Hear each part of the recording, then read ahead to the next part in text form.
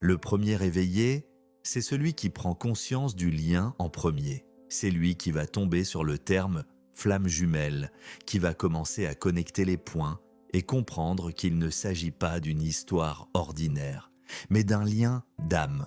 Souvent, c'est l'univers qui lui envoie les signes, des synchronicités, des mots, des chiffres, des hasards. Il ouvre son téléphone et tombe par hasard sur un article qui parle de flamme jumelle. Il voit sans arrêt les mêmes initiales, les mêmes heures miroirs, ou même le prénom de son autre partout autour de lui.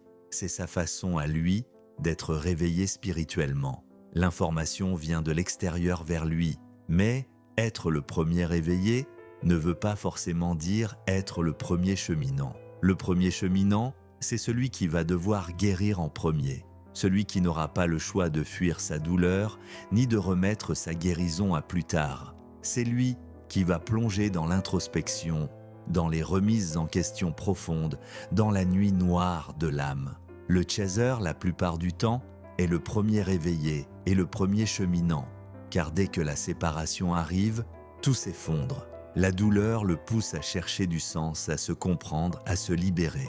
Il va vivre des périodes de solitude, de silence, d'isolement intérieur, où il va tout revisiter, ses blessures, ses croyances, ses peurs. Par exemple, le chaser va passer par des nuits entières à pleurer, à écrire, à méditer, à chercher à comprendre ce qu'il a fait de mal, jusqu'à ce qu'il réalise que cette douleur n'est pas une punition, mais un appel à la guérison. Il va s'intéresser à la spiritualité, aux énergies, à la mission d'âme, à tout ce qui pourrait lui donner un sens à ce qu'il vit. Mais attention, le premier éveillé n'est pas toujours le chaser. Dans certains parcours, c'est le runner qui va être le premier éveillé. Il sait qu'il y a un lien particulier, il le ressent profondément, il sait que ce n'est pas normal de ressentir autant pour quelqu'un, mais il ne veut pas y croire, il rejette cette vérité. Alors il fuit, non pas par ignorance, mais par peur. Ce runner éveillé sait qu'il y a quelque chose, mais il n'est pas prêt à guérir.